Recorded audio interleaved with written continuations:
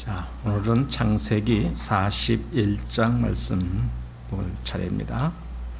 창세기 41장 우리가 먼저 요 앞부분 조금은 우리가 좀 같이 읽기를 원합니다.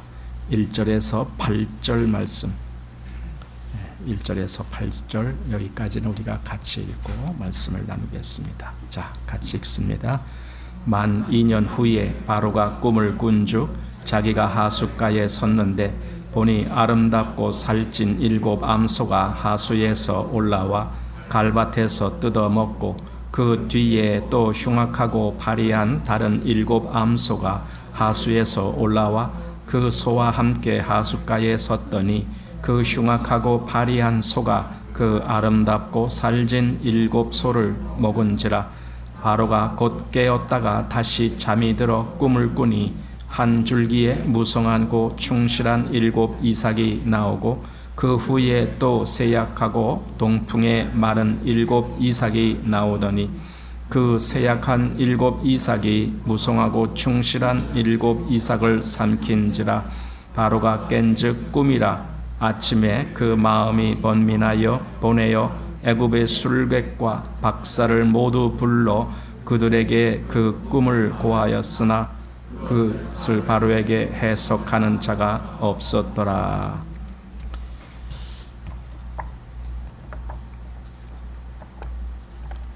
네, 오늘은 이제 41장인데 41장에는 매우 특별한 사건이 나옵니다. 이 특별한 사건이란 것은 그동안 감옥에 갇혀 있었던 요셉이 이제 거기서 나오게 되고 그리고는 그 후에 애굽의 총리가 되는 이런 엄청난 사건입니다. 보세요. 하루아침에 감옥에 갇힌 죄수의 입장에 있던 자가 그것도 애굽의 백성도 아니고 저 멀리 히브리인, 그 히브리인 타국이죠. 그러니까 애굽에서 보면은 그 히브리인이 어떻게 하루아침에 총리가 됩니까? 이거는 뭔가 굉장히 엄청난 사건이다라고 우리가 보게 됩니다. 그래서 이렇게 감옥에 있던 요셉이 총리가 된 이 사건을 우리는 그리스도로 말미암아 보게 되는데, 그리스도가 죽음 가운데에서 부활하여 하늘에 오르신 그 영광스러운 모습, 그것을 우리는 그리스도의 승귀라고 말하는데 바로 그 사건을 생각하게 하는 그 사건이 지금 41장에 나오는 겁니다. 여기 이제 바로가 꿈을 꾸었는데 해석이 안 되는 거예요. 그래서 애굽의 모든 술객들과 박사들 보고 내가 이런 꿈을 꾸었는데 이게 무슨 뜻이냐 하고 그들에게 해석을 부탁했어도 그들은 도무지 바로의 꿈을 해석하지 못하는 겁니다. 그래서 결국은 그 술 맡은 관원장을 통해서 요셉이 과거에 내 꿈을 해석해서 내가 이렇게 되었습니다, 그렇게 말하는 것을 듣고 바로가 그럼 그 요셉을 당장 불러오라, 이렇게 해서 결국 요셉이 불려와서 그 꿈을 해석해 줍니다. 그랬더니 바로와 또 바로의 신하들이 그 꿈을 해석을 너무 좋아하는 거예요. 그래서 요셉의 말대로 그렇게 쫙 이렇게 준비할 걸 준비하게 하는 그런 일이 벌어집니다. 그리고 요셉은 총리 자리에 오르게 되는 겁니다. 자, 여기서 중요한 것입니다. 이 꿈이 우연히 바로가 꾼 것일까요? 아니죠. 하나님이 하실 일을 바로에게 보여주시려고 이렇게 하신 거예요. 하나님이 하실 일, 그 애굽 전역에 하나님이 무슨 일을 하시는 거예요? 사실은 애굽뿐만 아니라 그 인근 주변에도 다른 나라에까지 하나님이 뭔가를 하시는 거예요. 그런데 이렇게 하나님이 하시는 일에는 의미가 있는 거예요. 다른 목적이 있는 거예요. 단지 애굽에 풍년이 들었다가 기근이 들게 하는 그 일이 중요한 게 아닌 거예요. 그 일로 말미암아 하나님은 장차 이스라엘 민족이 될 야곱과 그 아들들, 그 후손들을 애굽에 거하게 하고 또 그 애굽에 거하는 일이 나중에 400년 후에 다시 애굽에서 나오게 하는 그 일을 하게 하시려고 이 일이 이루어지는 겁니다. 그럼 그 일은 또 왜 있게 하시는가? 왜 이스라엘이 애굽에서 나오는 일이 있어지고 그리고 가나안 땅에 들어가는 일이 있어지느냐? 이게 결국은 그리스도로 말미암아 사망과 죄에 갇혔던 택함 받은 자들을 건져내서 구원받게 하고 하나님의 그 영원한 나라에 들어가게 하는 그 역사를 보여주시려고 이렇게 이제 하나님이 미리 이 역사가 있게 하신 겁니다.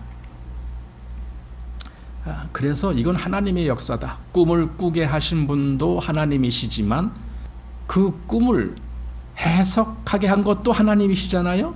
그리고 더더군다나 바로와 그 신하들이 그 해석을 또 좋아해서 그 해석을 받아들이는 그러한 일을 하게 하신 이 전체 역사가 하나님의 역사다라고 우리가 보게 되는 겁니다.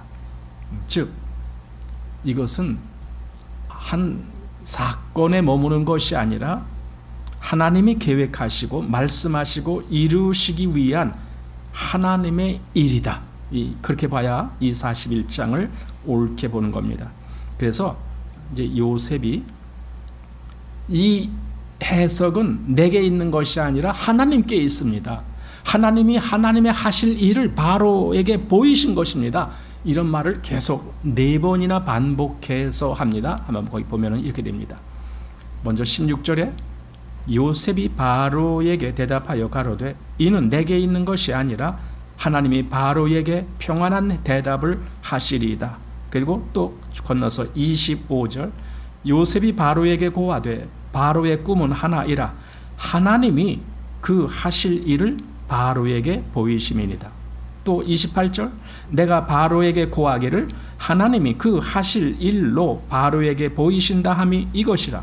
그리고 32절 바로께서 꿈을 2번 겹쳐 꾸신 것은 하나님이 이 일을 정하셨음이라 속히 행하시리니. 이렇게 그러니까 4번씩 반복해서 요셉은 이건 하나님이 하실 일입니다. 하나님이 하시는 겁니다. 계속 하나님의 역사임을 여기서 드러내고 있습니다. 그래서 이때 애굽에서 되어진 일, 바로 이 일뿐만 아니라 앞으로 온 세상에 되어질 모든 일이 하나님이 주관하시고 하나님의 목적을 위하여 이루어지는 그런 일이 있는 겁니다. 그런데 사람들은 그게 하나님의 일인지를 모르고 있는 거예요. 하나님의 목적과 계획과 뜻대로 이 세상의 역사가 이루어지고 있다고 하는 사실을 사람들은 모르고 있는 겁니다. 그래서 우리가 이 창세기 41장을 보게 될 때에는 여기에 나오는 바로나 또는 요셉이나 또는 어떤 풍년과 기근 그런 데 주안점을 둘 것이 아니라 하나님께 주안점을 두어야 됩니다. 하나님이 그 목적, 그 뜻을 위해서 이렇게 역사하시는구나 라고 이것이 바로 하나님의 일이다 라는 것을 우리가 알아야 됩니다. 자, 1절 봅니다. 만 2년 후에 바로가 꿈을 꾼즉 자기가 하숫가에 섰는데, 여기서 만 2년이란 말은 40장 끝부분에 보면은 그 술 맡은 관원장과 떡 맡은 관원장이 둘 다 감옥에 갇혔다가 술 맡은 관원장이 이제 전직이 복귀돼 갖고 다시 바로왕 앞에 나가게 됐잖아요. 바로 그 사건이 있은 뒤 그리고 2년이 흘렀다, 지금 그 말입니다. 그래서 이때 요셉이 애굽에 팔려온 지 이제 13년이 되는 거예요. 요셉이 17살 때에 애굽에 팔려왔는데 13년이 지나니까 지금 30살이 된 거예요. 그래서 30살이 됐다라는 말이 여기 이제 46절쯤 보면은 나오거든요. 그러니까 아니 13년 동안을 감옥에 있었다. 여러분, 우리 지금 세상에서 어떤 죄를 범해서 그래서 징역 13년 그러면요 아주 중한 죄예요. 이건 보통 10년 정도가 넘는다 그러면 이건 보통 중대한 범죄가 아닌 거예요. 그렇게 취급합니다. 그런데 여기 요셉이 13년 동안 감옥에 있었다라는 겁니다. 그런데 왜 하나님은 이렇게 더디 요셉을 건져내셨는가? 13년이라는 그 어마어마한 고통 속에 요셉이 처하도록 왜 그렇게 하나님은 방치하셨는가? 예, 하나님께서는 방치하시지 않아요. 모든 일을 하나님은 하나님의 때가 됐을 때에 하십니다. 그 예수님 때 가나의 혼인잔치에서 포도주가 모자란다고 그 모친이 예수님께 말했을 때에 예수님이 여자여 내 때가 아직 이르지 아니하였나이다. 그 때가 됐을 때 역사하신다는 뜻입니다. 하나님의 모든 역사는 그렇습니다. 하나님의 때가 돼야 역사하십니다. 근데 우리는 우리의 때에 좀 하나님이 해주셨으면 좋겠습니다. 이렇게 조급한 마음이 있는 거예요.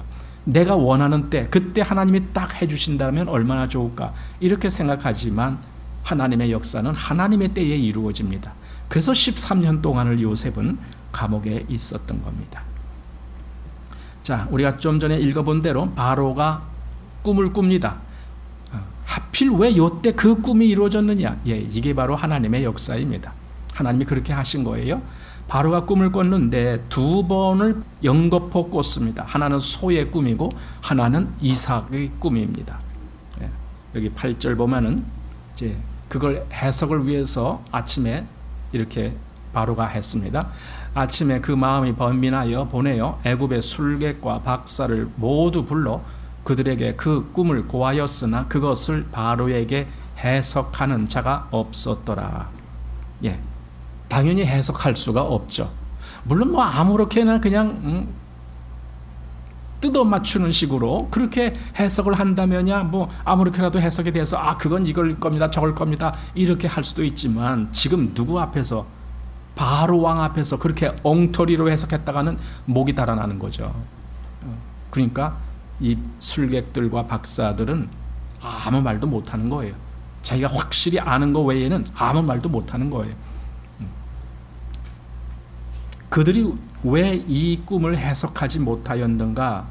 왜냐하면 이건 하나님의 일이니까. 어떻게 하나님의 일을 세상 사람이 해석을 한단 말입니까? 불가능한 일이죠. 하나님이 하실 일은 하나님의 사람에게만 보여주시는 거예요. 하나님께서 이 세상에 하시는 일 중에 가장 큰 일이 뭐냐면요, 구원하시는 일이에요. 죄인들을 건져서 구원하시는 일, 그게 가장 큰 일이에요. 그런데 그 일을 세상 사람들이 아느냐고요? 모르잖아요. 모르니까 그냥 세상에 묻어 있잖아요. 왜냐하면 그것은 세상 사람들이 알지 못하는 비밀이거든요. 지금 여기 이 꿈꾼 것도 하나님이 하신 일이기 때문에 애굽의 술객과 박사들은 도무지 해석을 할 수가 없었던 것처럼 그렇게 되는 거죠. 그래서 하나님의 구원은 이 세상이 자기 지혜로 알지 못하는 거예요. 고린도전서 1장 19절에 이렇게 됩니다. 기록된 바 내가 지혜 있는 자들의 지혜를 멸하고 총명한 자들의 총명을 폐하리라 하였으니 지혜 있는 자가 어디 있느뇨? 선비가 어디 있느뇨? 이 세대의 변사가 어디 있느뇨? 하나님께서 이 세상의 지혜를 미련케 하신 것이 아니뇨? 그리고 21절에 하나님의 지혜에 있어서는 이 세상이 자기 지혜로 하나님을 알지 못하는 거로 하나님께서 전도에 미련한 것으로 믿는 자들을 구원하시기를 기뻐하셨도다. 그러니까 하나님이 하시는 일에 대해서도 이 세상은 자기 지혜로 알지 못한다. 오직 전도에 미련한 것, 여기 사실은 미련한 것이 아님에도 불구하고 세상의 눈에는 미련해 보일 수밖에 없는 거죠. 그러니까 자기들이 모르기 때문에 미련해 보이는 거예요. 우리가 하나님을 알기 전에는 하나님을 어떻게 표현해요? 뭐 그냥 뭐 신이 좀 있는가 보다 이런 식으로만 알잖아요. 그러나 어느 날 하나님을 안 후에는 하나님이 어떤 분이신지를 나는 더 담대하게, 그가 얼마나 큰 분이신지, 그가 얼마나 우리를 사랑하신 분인지, 그가 얼마나 능력으로 우리를 구원하시는 분인지, 이런 모든 것에 대해서 알게 되고 말하게 되는 거죠. 자, 또 2장 8절에 이 지혜는 이 세대의 관원이 하나도 알지 못하였으니 만일 알았다면 영광의 주를 십자가에 못 박지 아니하였으리라. 예, 그들은 몰라요. 이 세대는 아무도, 여기 이 세대의 관원이 하나도 알지 못하였나니, 그러니까 하나님이 하시는 일을 이 세상은 알지 못한다. 그렇다면 여기 9절 기록된 바 하나님이 자기를 사랑하는 자들을 위하여 예비하신 모든 것은 눈으로 보지 못하고 귀로도 듣지 못하고 사람의 마음으로도 생각지 못하였다 함과 같으니라. 이렇게 되는 겁니다. 그러니까 사실 세상에 속한 사람은 그가 성경을 읽어도 하나님의 뜻을 몰라요. 다만 그가 문자적인 지식은 알 수 있어요. 여기 이런 말이 있네, 이런 글이 있네, 여기 뭐 요셉이 이렇게 했네, 이런 건 당연히 알 수 있는 거죠. 문제는 그 말씀이 왜 성경에 기록되어 있고 거기에 담긴 하나님의 뜻이 뭐냐, 이런 것에 대해서는 세상은 알 길이 없는 거죠. 이와 비슷한 역사가 후에 바벨론 왕 느부갓네살에게도 있었죠. 그도 꿈을 꾸죠. 그러나 그 바벨론에 있는 술사들이 아무도 그것을 해석을 못할 때 하나님의 사람 다니엘이 그 꿈을 해석하는 거죠. 그때나 지금 이 바로 왕의 꿈이나 아주 비슷합니다. 이 바로 왕의 꿈은 미래에 대한 꿈입니다. 그 당시에는 애굽이 이 온 세상의 중심 나라예요. 모든 문화, 문명, 이것이 중심이 바로 애굽입니다. 지금도 그런 고대의 애굽의 그 찬란했던 문화를 보는 것이 유물들이잖아요. 애굽에 가면은 그 어마어마한 그 피라미드, 그게 전부 거의 이때 비롯해서 아마 요 금방 또 조금 후에 뭐 이럴 때 만들어진 피라미드인데, 아니 어느 나라건 자기 먹고 사는 일에 바쁜 나라는요 그런 거 못해요. 밥 먹고 살기도 바쁜데 언제 그런 걸 피라미드를 만들어?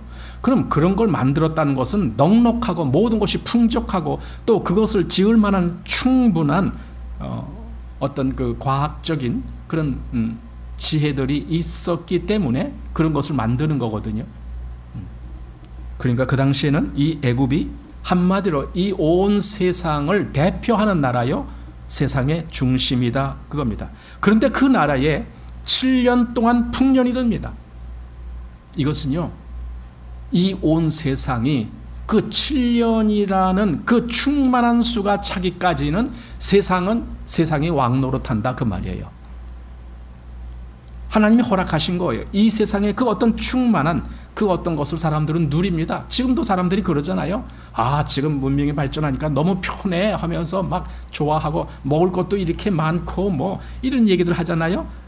솔직히 우리 이렇게 돌아다녀 보면은 음식점이 왜 그렇게 많아요? 사방에 먹을 것 천지예요. 그러니까 이렇게 많은 이유는 넉넉하니까 많은 거죠. 그러니까 세상은 세상의 때에 왕노릇하는 거예요.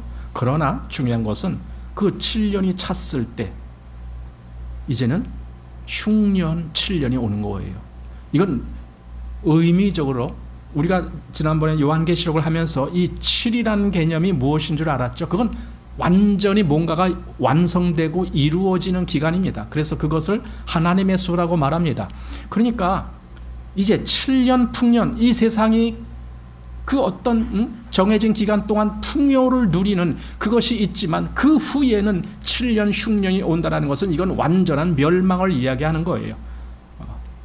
그래서 애굽이 이렇게 7년 풍년과 7년 흉년을 맞이한 이것은 애굽에도 그렇게 됐지만 장차 온 세상에 임할 하나님의 역사가 그렇게 나타날 것이다. 그래서 이 세상도 그 정욕도 지나가되 그러잖아요. 이 세상 그 정욕 다 지나가게 돼 있어요. 하나님의 심판이 이제 임하게 되는 거죠. 자, 14절 가봅니다. 이에 바로가 보내어 요셉을 부르매 그들이 급히 그를 옥에서 낸지라. 요셉이 곧 수염을 깎고 그 옷을 갈아입고 바로에게 들어오니. 이제 때가 된 거예요. 무슨 때? 하나님이 역사하실 때. 그건 하나님만이 아시는 거예요. 요셉이 이 때를 몰랐어요. 자기가 이렇게 요 때는 내가 바로에게 갈 거야 몰랐어요. 그 꿈을 잘 해석하는 요셉이라 할지라도 요셉이 이 때를 몰랐어요. 갑자기 요셉은 바로에게 오게 되는 거죠. 한마디로 이제 어둠의 기간이 다 지나간 거예요. 어둠이 물러가고 이제 빛이 비추어질 시간이 온 거예요. 모든 거짓들이 다 물러가고 오직 진실만 드러나게 될 그 때가 된 겁니다.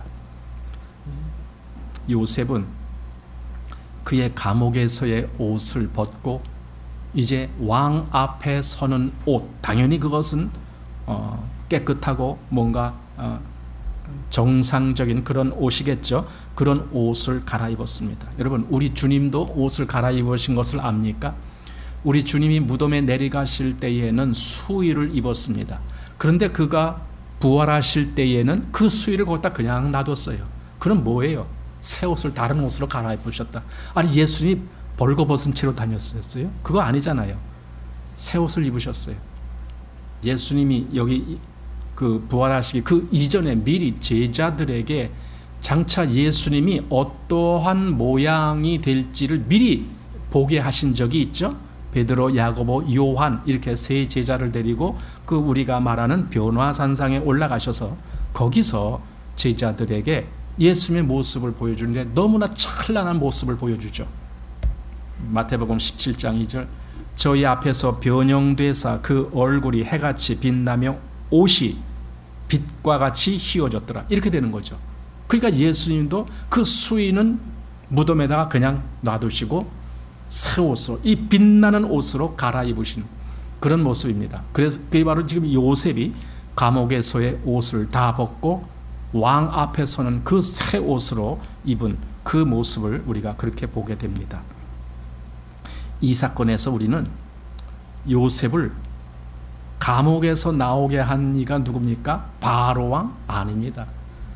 당연히 바로가 명령을 내려서 그렇게 하지만 바로로 하여금 그 명령을 내리도록 그 모든 것을 주장하신 분이 여호와 하나님이시다라는 걸 우리가 놓치지 말아야 됩니다. 15절로 갑니다. 바로가 요셉에게 이르되 내가 한 꿈을 꾸었으나 그것을 해석하는 자가 없더니 들은즉 너는 꿈을 들으면 능히 푼다더라. 요셉이 바로에게 대답하여 가로되 이는 내게 있는 것이 아니라 하나님이 바로에게 평안한 대답을 하시리이다. 바로는 요셉 보고 네가 꿈을 해석한다더라. 요셉은 아닙니다. 내가 아닙니다. 하나님이 하십니다. 하나님의 사람은 하나님의 주권을 분명히 드러낼 줄 알아야 됩니다. 자기를 드러내면 안 돼요. 가끔 자기를 드러내는 사람들이 있죠. 그러다가 결국은 하나님 앞에서 크게 이제 낙마하게 되는 경우를 당하는데, 여기 요셉이 이는 내게 있는 것이 아니라 하나님이 바로에게 평안한 대답을 하시리다. 이게 하나님의 사람의 마음입니다. 언제나 이 모든 역사의 중심에 하나님이 계십니다. 이 이야기를 하는 거예요. 이 역사의 중심에 하나님이 계십니다. 하나님이 하실 겁니다. 하나님이 보이실 겁니다. 하나님이 그 모든 것들을 이루실 겁니다. 그러니 이 세상의 끝에도 역시 하나님이 하실 겁니다. 그거죠. 그래서 여기 이제 요셉이 결국은 그 꿈을 해석하게 되는데, 하나님의 사람이야말로 꿈을 해석하는 게 아니에요. 여기 요셉이 꿈을 해석한다 그랬는데 아닙니다. 요셉은 해몽가가 아닙니다. 요셉은 꿈을 해석한 것이 아니라 하나님의 뜻, 하나님의 계획, 하나님의 목적, 그걸 드러낸 거예요. 그걸 잘 알아야 돼요. 단지 바로가 꾼 꿈, 그게 아니에요. 하나님이 바로에게 보이신 그 하나님의 의도, 하나님의 뜻이 이겁니다 하고 하나님의 뜻을 나타내는 겁니다. 이게 하나님의 사람의 위치입니다. 어떻게 그렇게 할 수가 있었을까? 바로 이게 하나님의 사람에게 하나님이 친밀하게 가까이 하셔서 그에게 그 모든 것을 알게 해주시는 그 역사가 있었기 때문에 이렇게 되는 거죠. 그래서 시편 25편 14절, 여호와의 친밀함이 경외하는 자에게 있으며 그 언약을 저에게 보이시리로다. 여기 친밀함이라는 단어를 보니까 성경 영역 성경에 어떤 성경은 friendship, friendship이라는 것은 뭔가 친근한 그런 관계를 맺는 것, 마치 친구와 같은 사이, 그게 friendship이거든요. 또 어떤 성경에는 secret counsel이라고 하는 단어로 되어 있는데, 이건 원래 secret이라는 것은 비밀이라는 단어고 counsel이라는 것은 뭔가 이렇게 뭔가 충원을 해준다 그런 거 있잖아요. 카운셀링 이러면 그런 건 들어보셨을 거예요. 카운셀링 뭔가 도움이 되는 말을 해주는 것 근데 그게 비밀이 이루어진다. 그럼 그게 도대체 뭐냐? 그러한 여호와의 친밀함, 그런 정말 어떤 때는 친구처럼 어떤 때는 비밀스러운 일을 알려주는 것처럼 그렇게 이런 친밀함이 누구에게 있는가? 경외하는 자에게 있다. 하나님을 경외하는 자에게 하나님의 친밀함이 있어서 하나님의 뜻을 알도록 그렇게 해주신다는 거예요. 이게 놀라운 거죠. 그래서 그리스도인들은 하나님을 알 수가 있는 거고 하나님의 뜻을 알게 되는 겁니다. 더 하나님과 친밀함이 큰 사람은 더 많은 것을 알게 되겠죠. 왜? 하나님이 그렇게 보여주실 거니까. 그래서 고린도전서 2장 10절에 오직 하나님이 성령으로 이것을 우리에게 보이셨으니 성령은 모든 것 곧 하나님의 깊은 것이라도 통달하시느니라. 그러니까 성령으로 이 비밀스러운 이것들을 우리를 위하여 예비하실 그 모든 것들을 우리에게 보이신다 그 말이에요. 보이신다는 것은 알게 하신다 그 말이거든요. 우리로 하여금. 그러니까 하나님은 그 모든 일을 우리에게 완전히 감추시는 것이 아니에요. 우리로 하여금 때로는 넉넉히 어떤 것을 알 수 있도록 그렇게 우리에게 가르쳐 주신다라는 뜻입니다.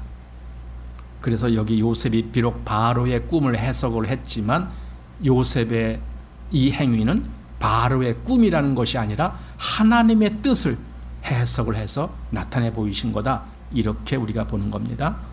근데 우리 주님도 역시 마찬가지였어요. 여기 요셉이 하나님의 뜻을 나타냈다라면은 우리 주님도 자기의 말이 아니라 하나님이 주신 말씀을 하신다. 이런 말씀을 여러 번 반복해서 하셨어요. 우리 요한복음 8장에 가보면은 이런 말씀이 있습니다. 8장 28절 내가 스스로 아무것도 하지 아니하고 오직 아버지께서 가르치신 대로 이런 것을 말하는 줄도 알리라. 그러니까 스스로 하는 것이 아니라 아버지께서 내게 가르치신, 즉 내게 알게 하신 그런 것을 나는 지금 말하는 거다. 이렇게 또 12장 49절 내가 내 자의로 말한 것이 아니요 나를 보내신 아버지께서 나의 말할 것과 이룰 것을 친히 명령하여 주셨으니. 또 14장 24절 너희의 듣는 말은 내 말이 아니요 나를 보내신 아버지의 말씀이니라. 또 17장 8절 나는 아버지께서 내게 주신 말씀들을 저희에게 주었사오니. 보세요. 예수님도 그러니까 아까 요셉이 하나님의 뜻을 말하고 그걸 해석한 거였다라면 이제 그 요셉의 실체, 즉 요셉은 모형이고 예표고 실체이신 예수님이 역시 하나님의 말씀을 나타내는 거예요. 드러내는 거예요. 이것이 주님이 말씀하신 그 이유입니다. 자, 그래서 요셉은 역시 주님을 예표하고 있었다라는 걸 봅니다. 이제 25절부터 해서 36절까지 여기서 보면은요, 요셉이 바로의 꿈을 해석하는 것뿐 아니라 그 꿈에 드러난 어떤 심각한 어떤 일을 대처하는 대처 방법까지도 요셉은 말을 합니다. 하나님도 마찬가지입니다. 하나님도 이 세상이 심판을 받을 것이다. 그런 말씀만 합니까? 죄인은 심판을 받을 것이야. 이런 말씀만 합니까? 아니잖아요. 그 죄에서 건진받는 말씀을 또 해주시잖아요. 똑같이. 그러니까 지금 요셉이 하나님의 뜻으로 그 심각한 재앙이 오는 그 기근의 그 어떤 것을 어떻게 그럼 대처할 수가 있는지, 거기서 어떻게 살아남을 수가 있는지 이걸 말해줬다라면은 하나님도 이 세상이 멸망당하는 가운데 있지만 거기서 어떻게 우리가 구원을 받을 수 있는지 그 말씀을 해주신 거라고요. 그러니까 똑같은 지금 원리가 적용되고 있다. 우리가 건진받을 수 있는 그것을 우리가 다른 말로 복음이라고 하는 거 아닙니까? 하나님이 나에게 복음을 주셨어. 나로 하여금 그 복음으로 말미암아 건진받게 하셨어. 이렇게 우리가 말하게 되는 겁니다. 자, 본문 25절로 갑니다. 요셉이 바로에게 고하되 바로의 꿈은 하나이라 하나님이 그 하실 일을 바로에게 보이심이니이다. 그리고 건너뛰어서 28절 내가 바로에게 고하기를 하나님이 그 하실 일을 바로에게 보이신다 함이 이것이라. 하나님이 그 하실 일, 요셉은 자꾸 지금 하나님을 부각시켜서 하나님을 드러내는 거예요. 자기보다 하나님을 앞세우시는 거예요, 요셉이 지금. 그래서 역사의 주인이 하나님이시다라는 것을 드러내는 것이고, 바로에게도 바로 하나님께서 이 일을 하실 겁니다 라고 그렇게 말을 하는 겁니다. 33절 가봅니다. 이제 바로께서는 명철하고 지혜 있는 사람을 택하여 애굽 땅을 치리하게 하시고, 바로께서는 또 이같이 행하사 국중에 여러 관리를 두어 그 7해 풍년에 애굽 땅의 5분의 1을 거두되 그 관리로 장차 올 풍년에 모든 곡물을 거두고 그 곡물을 바로의 손에 돌려 양식을 위하여 각 성에 적치하게 하소서. 여러분, 풍년이 들었는데 그 풍년 때의 5분의 1을 이제 저축하는 거예요. 적치하는 겁니다. 그러면 우리 생각해 보세요. 물론 풍년이란 말은 다른 때보다도 어쩌면 2배, 3배 막 이렇게 수확을 했기 때문에 거기에 5분의 1이라 그래도 그게 다른 해에 1년 동안 농사지은 그만큼이 될 수도 있어요. 그죠? 그러니까 5분의 1 저축했는데 그걸 가지고 나머지 나중에 7년 동안을 어떻게 먹고 살아? 이렇게 따질 필요가 없어요. 이때는 풍년 들었을 때는 5분의 1 해도 어마어마한 양이 되는 거니까. 또 흉년이다. 그러니까 흉년은 우리가 보통 옛날에도 시골에 흉년 들 때도 있었고 그래요. 그 흉년이라고 해서 식량이 전혀 없는 게 아니죠. 평상시에 뭐 쌀 100가마 수확했다. 근데 흉년이 들면은 그래도 한 50가마니는 수확을 하거든요. 완전히 빵 이게 아니거든요. 그러니까 5분의 1씩 7년 동안 저축한 것을 가지고 그 후에 넉넉하게 견뎌내는 거예요. 반을 저축하라, 그게 아닙니다. 반 저축할 필요가 없이 5분의 1만 저축해도 되는 겁니다. 자, 요셉이 바로의 꿈을 해석한 것이 그것이 하나님이 주신 지혜이다 라는 걸 우리가 이제 압니다. 그럼 장차 올 이 흉년에 대한 대책, 그것도 요셉에게 하나님이 알려주신 지혜입니다. 그래서 요셉이 바로에게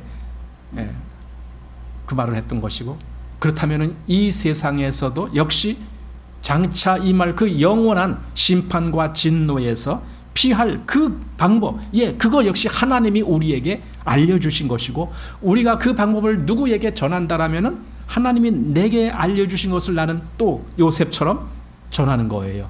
그렇게 되는 겁니다. 이것이 하나님이 하시는 일입니다. 그래서 우리는 이런 말을 하게 됩니다. 하나님의 지혜, 이게 하나님의 지혜입니다. 우리에게 하나님의 지혜는 예수 그리스도십니다. 그래서 고린도전서 1장 24절, 오직 부르심을 입은 자들에게는 유대인이나 헬라인이나 그리스도는 하나님의 능력이요 하나님의 지혜니라. 그리스도가 하나님의 지혜고 그리스도가 하나님의 능력입니다. 골로새서 2장 3절, 그 안에는 지혜와 지식의 모든 보화가 감추어 있느니라. 지혜와 지식의 모든 보화, 이게 바로 하나님의 지혜, 하나님의 지식, 그렇게 되겠죠. 자, 38절로 가봅니다. 바로가 그 신하들에게 이르되 이와 같이 하나님의 신에 감동한 사람을 우리가 어찌 얻을 수 있으리요 하고, 여기서 이방인인 그 애굽 왕 바로조차도 이제 요셉의 하나님을 인정하는 거예요. 어떻게? 요셉이 하나님을 드러냈잖아요. 요셉이 하나님을 증거했잖아요. 그래서 이방인인 바로 왕도 이제는 그래, 요셉아, 너의 하나님이 진짜 하나님이야. 이제 이런 위치까지 가는 거예요. 과거에 그 아브라함 때에도 그런 일이 있었죠. 창세기 23장 가보면은 5절에 헷족속이 아브라함에게 대답하여 가로되 내 주여 들으소서, 당신은 우리 중 하나님의 방백이시니 우리 묘실 중에 좋은 것을 택하여 당신의 죽은 자를 장사하소서. 여기서 당신은 우리 중에 하나님의 방백입니다. 그러니까 이방인들이 아브라함을 보고 아브라함은, 저 사람은 하나님의 사람이야, 이걸 인정하는 거예요. 그것은 아브라함이라는 개인도 인정하는 것이지만은 아브라함이 믿는 하나님도 인정하는 거예요. 이렇게 아브라함이 바른 처신을 했을 때 이방인들조차도 인정하는 겁니다. 그런데요, 안타깝게도 현 시대의 그리스도인들은 세상 사람들로부터 하나님의 사람이다라고 하는 그 인정을 받지 못하는 것 같아요. 여기 아브라함은 그 당시에 해족 속에, 즉 이방 민족이 당신은 하나님의 방백입니다 이렇게 말했는데, 과연 오늘날 그리스도인들은 세상 사람들로부터 그래, 저 사람은 진짜 하나님의 사람이구나 이런 인정을 받는가요? 그런 것이 아주 희귀한 시대가 되어버렸다. 그만큼 오늘날의 그리스도인들의 위치라는 것은 너무나 이 저급한 위치로 떨어졌기 때문에 그렇다라는 것을 생각하게 됩니다. 자, 39절로 가보면은 요셉에게 이르되 하나님이 이 모든 것을 네게 보이셨으니 너와 같이 명철하고 지혜 있는 자가 없도다. 너는 내 집을 치리하라. 내 백성이 다 내 명을 복종하리니 나는 너보다 높음이 보좌뿐이니라. 하나님이 이 모든 것을 네게 보이셨으니 이거죠. 이게 바로 애굽 왕이 하나님의 주권을 인정하는 거예요. 이게 바로 하나님이 네게 보이셨다, 그걸 말하잖아요. 지금 만약에 인정 못한다라면 요셉이 이렇게 말을 해도 에이 요셉아, 정말 하나님이 그렇게 하셨겠느냐? 네가 그냥 짐작해서 지금 이렇게 말하는 거 아니냐? 아마 이랬을지도 모르거든요. 그러나 여기 애굽 왕은 그러질 않았어요. 요셉의 하나님을 인정하고 바로 요셉의 하나님이 요셉에게 그 지혜를 주셨다라는 것을 인정했어요. 13년 동안이나 감옥에 묶여 있었던 그 신분, 그러니까 13년 동안 죄인으로서, 또 원래는 신분이 종이었잖아요. 종이요 죄인으로서 감옥에 있던 자가 한순간에 이 높은 위치에 오르게 된 거예요. 이게 바로 하나님의 때에 역사되어지는 모습이에요. 하나님은 그 때가 되면 사람이 생각하지 못한 엄청난 일을 하시는 분이 하나님이신 겁니다. 이게 하나님의 때입니다. 그리고 이것은 모든 그리스도인들에게도 그러한 역사가 있을 것입니다. 세상에서는 만물의 찢기와 같다라고 사도 바울이 직접 그런 말까지 했지만, 그러나 그에게도 그 영광스러운 호련히 변화하리니, 이렇게 호련히 변화가 일어나는 그 영광스러운 날이 오는 거예요. 이게 얼마나 큰 역사고 변화입니까? 예수께서 한때는 오히려 세상 사람들보다도 더 낮은 위치로 취급을 당했죠. 그래서 죄인처럼 십자가에 달려 죽으시고 그 모든 수치와 고난을 겪어내시고, 그리고 거기서 죽으심까지 겪으시고 무덤에 장사바 지낸 바 되셨죠. 그러다가 그 주님이 사흘 만에 모든 피조물보다 더 높은 위치로 올라가게 된 거예요. 마치 요셉이 감옥에 있다가 갑자기 총리의 자리에 오른 것처럼 예수님이 그 위치에 가셨습니다. 여기 빌립보서 2장 8절, 사람의 모양으로 나타나셨음에 자기를 낮추시고 죽기까지 복종하셨으니 곧 십자가에 죽으심이라. 이러므로 하나님이 그를 지극히 높여, 지극히 가장 높은 자리, 그 위치, 바로 이게 하나님의 보좌 우편인데, 그 지극히 높여 모든 이름 위에 뛰어난 이름을 주사, 이렇게 말씀했잖아요. 요셉의 그 변화나 예수님의 변화나 놀라운 변화가 이제 생각하게 되는 겁니다. 사람들은 그를 십자가에 못 박아 죽게 하고 그를 무덤에 가둬놓고 그 앞에 군사들을 풀어서 그 무덤을 지키게 했지만, 그러나 그들이 정말 예수님을 무덤에 가둬놓을 수가 있었습니까? 아니죠. 군사가 뭐 수십, 수백, 수만 명이 지킨다 해도 예수님을 가둬놓을 수가 없어요. 예수님은 거기서 호련히 나오시는 거예요. 아무도 이 하나님의 역사를 제한할 수가 없습니다. 그래서 사도행전 2장 23절에 그가 하나님의 정하신 뜻과 미리 아신 대로 내어준 바 되었거늘 너희가 법 없는 자들의 손을 빌어 못 박아 죽였으나 하나님께서 사망의 고통을 풀어 살리셨으니 이는 그가 사망에게 매여 있을 수 없었음이라. 이거죠. 하나님이 그렇게 하시는데 누가 그것을 막을 수가 있느냐고요. 사람들은 그렇게 저 기름 부음 받은 자를 우리가 어떻게 그 결박한 것을 풀어버리고 어떻게 하자라고 그렇게 외쳤지만은, 그러나 하늘에 계신 자가 웃으심이요, 이거죠. 시편 2편에 나오는 말씀, 하늘에 계신 자가 웃으심이요. 저는 이렇게 생각합니다. 이때 이 바로는 참 지혜로운 사람이었다. 왜냐하면 요셉이 말한 그 하나님의 해석, 하나님의 말씀을 그대로 다 받아들였으니까. 사실 이게 보통 일이 아니잖아요. 물론 하나님이 지금 바로의 마음을 주관하시기 때문에 그 일이 일어난 것이죠. 결과적으로 그렇게 됐지만은 어쨌든 바로도 그 요셉의 말을 거부하지 아니하고 그걸 그대로 수용하고 그대로 요셉이 말한 대로 그래 그럼 그렇게 하자 해서 요셉을 총리로 올려놓은 그 바로 왕은 정말 지혜로운 사람이었다. 한마디로 하나님 말씀 듣는 게 그게 지혜 아닙니까?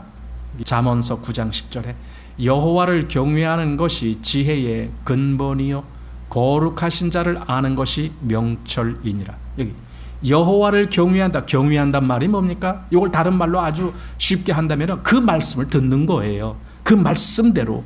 그래서 하나님 말씀을 듣는 것이 하나님을 높이는 거예요. 하나님을 듣지 아니하면 하나님을 무시하는 거예요. 그래서 말씀을 듣는 것. 또 전도서 5장 1절은 너는 하나님의 전에 들어갈 때에 네 발을 삼갈지어다. 가까이 하여 말씀을 듣는 것이 우매자의 제사 드리는 것보다 나으니. 그러니까 가까이 하여 말씀을 들어라. 그 하나님 말씀을 들어라. 이거죠. 그게 진짜 하나님을 영화롭게 하고 높이는 것이다 라는 뜻이 되겠죠. 자, 다시 본문 41절입니다. 바로가 또 요셉에게 이르되 내가 너로 애굽 온 땅을 총리하게 하노라 하고 자기의 인장 반지를 빼어 요셉의 손에 끼우고 그에게 세마포 옷을 입히고 금사슬을 목에 걸고 자기에게 있는 복음 수레에 그를 태우매 무리가 그 앞에서 소리 지르기를 엎드리라 하더라. 바로가 그로 애굽 전국을 총리하게 하였더라. 이제 요셉은 그 영광의 자리에 오른 거예요. 전에 요셉이 이제 애굽에 팔려오기 전에 꿈을 꾸잖아요. 그때 꿈을 꿨을 때는 어떤 꿈이었습니까? 그 형제들이 요셉에게 절하는 그런 꿈을 꿨잖아요. 그런데 지금 이제 실제로는 그 형제들뿐만 아니라 애굽의 모든 백성들도 요셉 앞에 와서 엎드리게 만든 거예요. 이게 하나님의 역사죠. 히브리서 2장 9절 보면은 이렇게 말씀합니다. 오직 우리가 천사들보다 잠깐 동안 못하게 하심을 입은 자 곧 죽음의 고난받으심을 인하여 영광과 존귀로 관쓰신 예수를 보니 이를 행하심은 하나님의 은혜로 말미암아 모든 사람을 위하여 죽음을 맛보려 하심이니라. 여기 영광과 존귀로 관쓰신 예수 이거죠. 그래서 그 모든 피조물보다 가장 영광스러운 그 위치로 올리움을 받게 됐다 그 말입니다. 요셉이 그렇게 총리 자리에 오르니까 그래서 그 바로 왕의 복음 수레라 그래요. 왕이 타는 수레와 같은 그런 수레에 요셉이 타고 이제 애굽 전국을 이렇게 순회하면서 그 많은 이제 그 아래에 있는 사람들, 신하들 그런 사람들이 그 앞에 가면서 뭐라고 합니까? 그 앞에서 소리 지르기를 엎드리라. 엎드리라. 왜? 지금 총리님이 나가신다. 엎드려라. 이렇게 지금 말하고 있는 겁니다. 근데 주님 앞에서도요. 우리 주님 앞에서도 이 온 피조물이 다 거기 무릎을 꿇을 날이 오는 거죠. 그게 빌립보서에 또 나오죠. 2장 10절 하늘에 있는 자들과 땅에 있는 자들과 땅 아래에 있는 자들로 모든 무릎을 예수의 이름에 꿇게 하시고 이거죠. 그러니까 요셉의 모습이 너무나도 예수님의 모습과 흡사한 거예요. 그 모양을 이렇게 보여주고 있구나. 그래서 예수님이 결국은 어떻게 돼요? 주가 되신 거예요. 주란 말은 왕이라는 말과 비슷한 의미예요. 그 주가 되셨고 그리고 그리스도가 되셨다. 그게 사도행전에 이렇게 말하는 겁니다. 2장 35절 내가 내 원수로 내 발등상 되게 하기까지 너는 내 우편에 앉았으라 하셨도다 하였으니 그런즉 이스라엘 온 집이 정령할지니 너희가 십자가에 못 박은 이 예수를 하나님이 주와 그리스도가 되게 하셨느니라 하니라. 그가 주와 그리스도가 되게 하셨어. 하나님이 마치 요셉이 그 애굽의 총리가 되어서 모든 사람 위에 앉으면서 앞에 엎드려라 이렇게 말하는 것처럼 예수님이 주와 그리스도가 되게 하셨다. 또 사도행전 5장 31절에는 이스라엘로 회개케 하사 죄 사함을 얻게 하시려고 그를 오른손으로 높이사 임금과 구주를 삼으셨느니라. 예, 하나님이 예수님을 이제 모든 피조물 위에 임금이 되게 하시고 구주가 되게 하셨다라는 겁니다. 자, 본문 44절로 갑니다. 바로가 요셉에게 이르되 나는 바로라 애굽 온 땅에서 네 허락 없이는 수족을 놀릴 자가 없으리라 하고. 요셉이 이제 총리의 자리에 올랐다면 바로 왕의 첫째라면 둘째가 이제 총리죠. 그래서 요셉, 그러니까 나머지는 다 그 밑에 이제 속하게 되는 거죠. 그러니까 그 모든 사람들이 그 앞에 와서 복종을 해야 되고 그 앞에 엎드려야 되고 하는. 근데 부활하신 예수님에게는 이건 사람의 문제가 아니라 온 피조물이 다 그 앞에 와서 무릎을 꿇게 하는 거죠. 역시 이 말씀 베드로전서 3장 22절 저는 하늘에 오르사 하나님 우편에 계시니 천사들과 권세들과 능력들이 저에게 순복하느니라 이렇게 되는 거죠. 우리가 천사 그러면은 얼마나 능력이 많은 대단한 우리 구약에서 보는 천사들이 되게 그렇잖아요.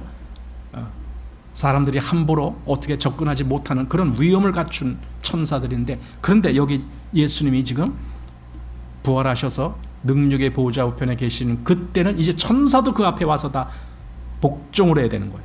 천사들과 또 권세들과 또 능력들이 다 그 앞에 굴복이 되는 거예요. 그래서 예수님이 그 모든 권세를 행사하시는 거죠. 실제로 권력을 가진 자로서. 자, 본문 45절입니다. 그가 요셉의 이름을 사브랏 바네아라 하고 또 온 제사장 보디베라의 딸 아스낫을 그에게 주어 아내를 삼게 하니라. 요셉이 나가 애굽 온 땅을 순찰하니라. 야, 여기 사브랏 바네아라는 말이 나왔는데 사브낫이란 단어는 무슨 뜻인지 잘 모른다 그래요. 그러나 바네아라는 단어는 이게 애굽말로 생명이라는 말이래요.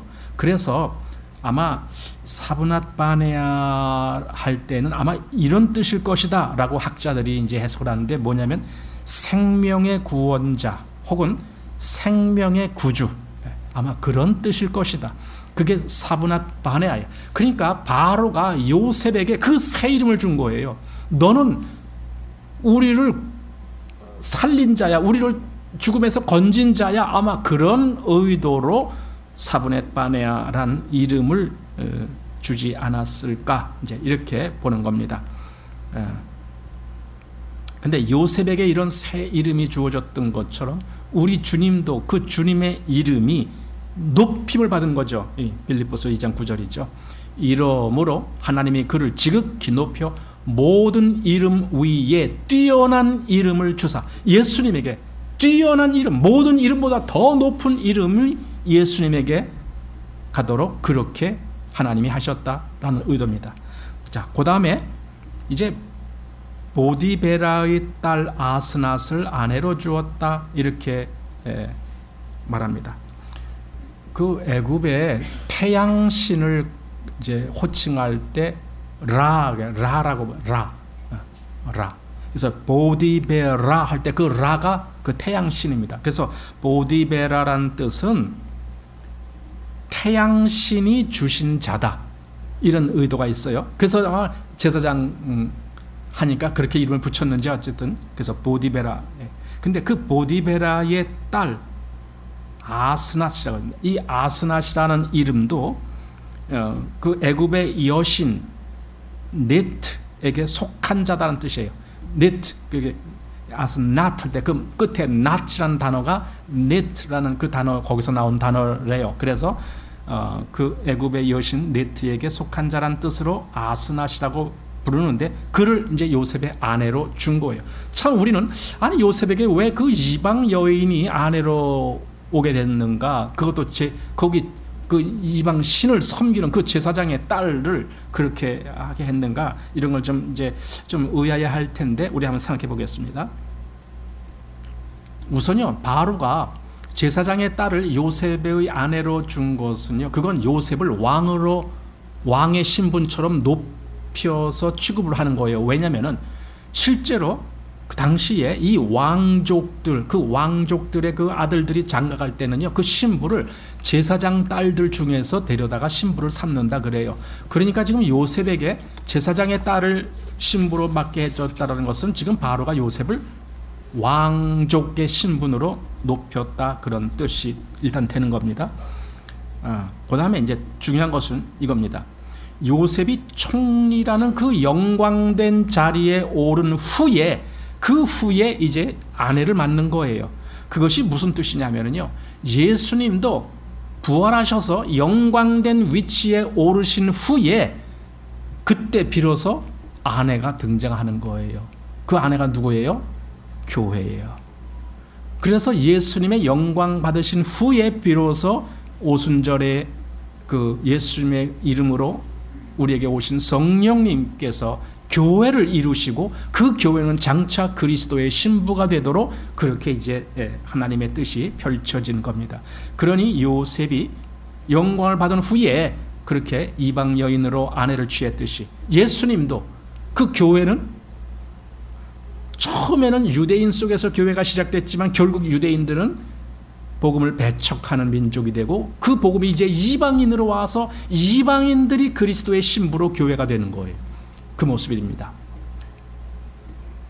그래서 고난 후에 영광에 들어가신 그리스도, 여기 누가복음 24장 26절, 그리스도가 이런 고난을 받고 자기의 영광에 들어가야 할 것이 아니냐. 그러니까 요셉의 입장과 지금 예수님의 입장이 이렇게 아주 흡사하게 비유가 되고 있다라는 뜻입니다.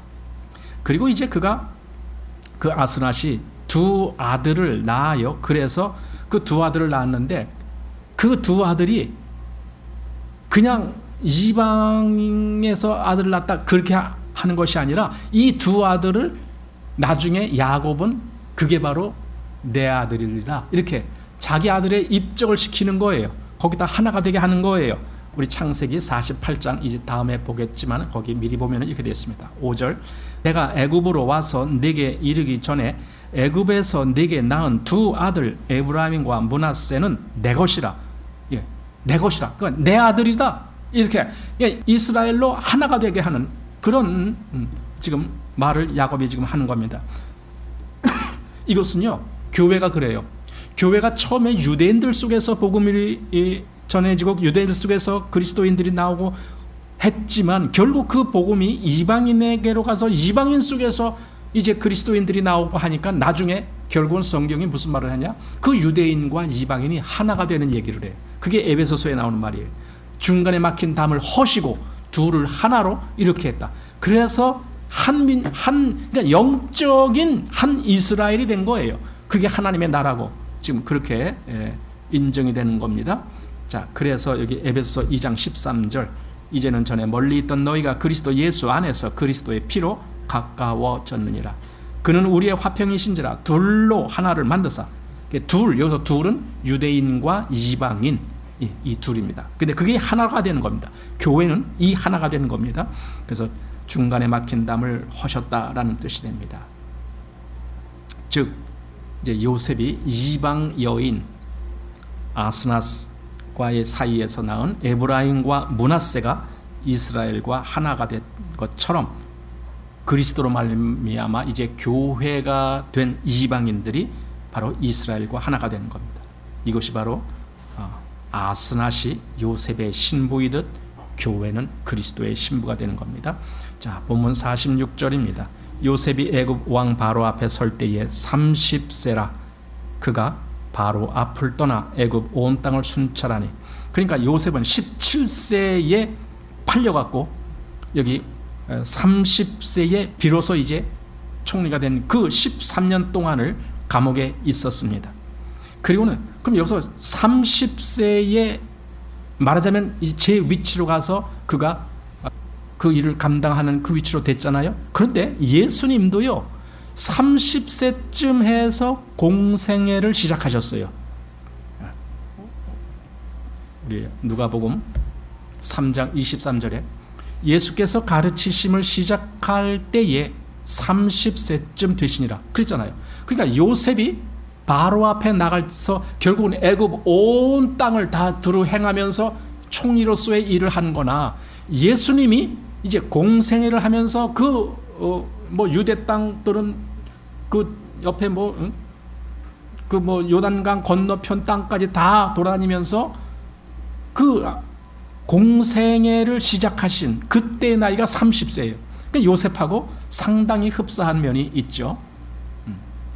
자, 50절로 가봅니다. 본문.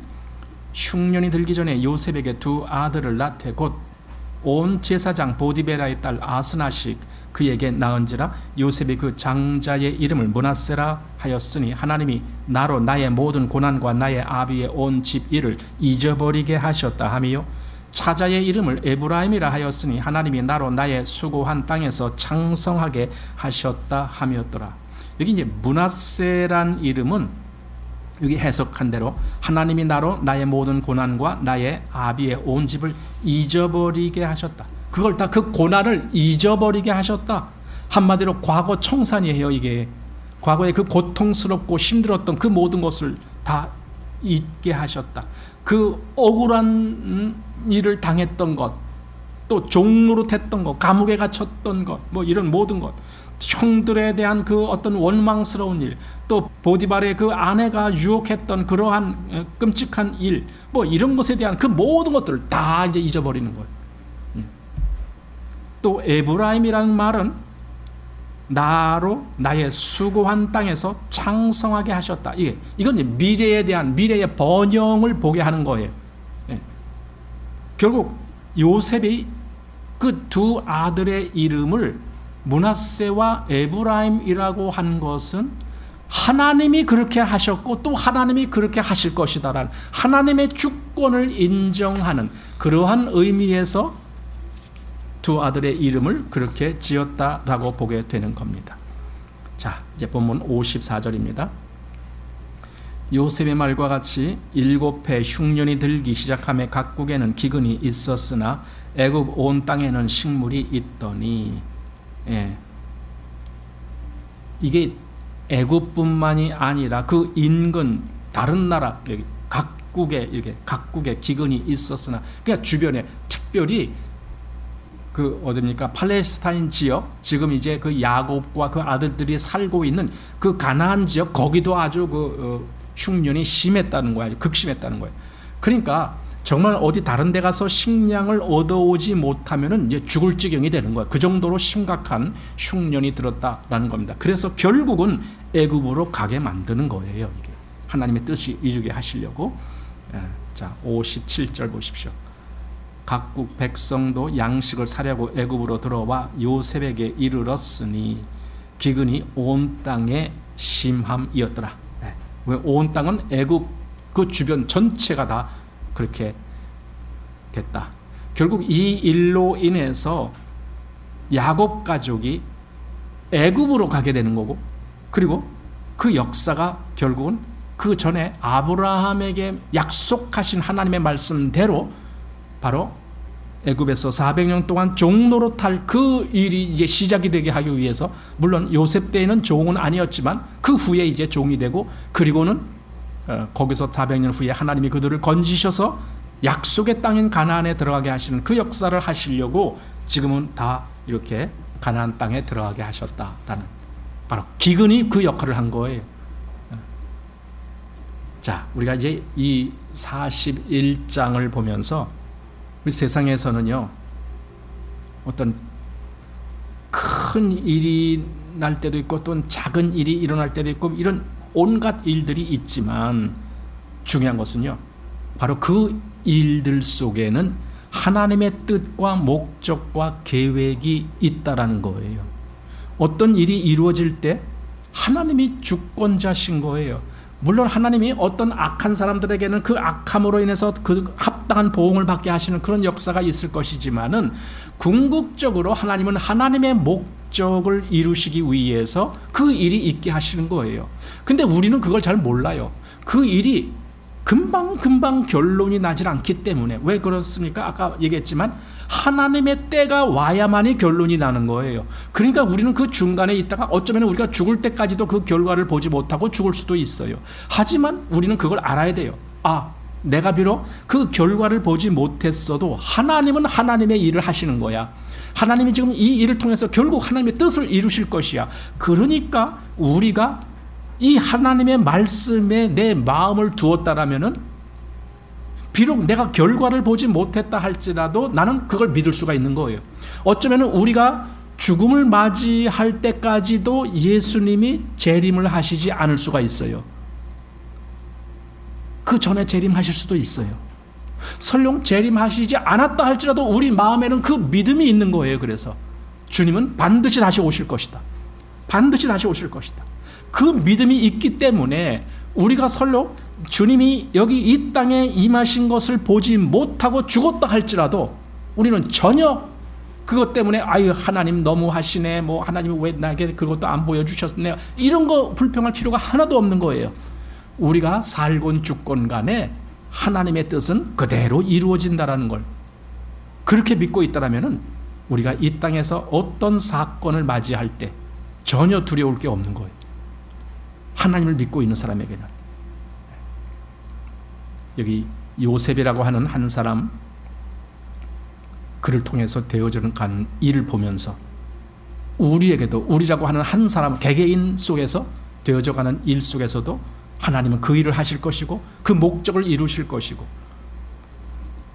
더군다나 요셉은 개인의 일뿐만 아니라 그가 장차 임할 이 온 세상의 왕이신 예수님에 대한 예표자로 나왔고, 그의 모든 삶 속에 정말 예수님을 예표하는 일들이 너무나 흡사하게 일어났기에 우리는 요셉을 보면서 창세기 41장을 보면서 마치 예수님을 보는 것 같은 그런 마음으로 그 말씀을 읽을 수 있었어요. 말죠. 예수님이 이때 이렇게 됐어. 예수님이 이때 이렇게 되셨어. 계속 그것을 보게 되는 거죠. 그것이 바로 지금 41장, 물론 그 후에 또 나옵니다. 예수님을 예표한 그런 모습들이 또 나오지만은 오늘은 요 41장을 통해서 요셉은 예수님을 이렇게 드러냈구나, 이렇게 그가 예표했구나, 이런 것을 우리가 보고 바로 이 41장을 통해서 예수님을 바라보는 겁니다. 자, 이렇게 41장 마칩니다.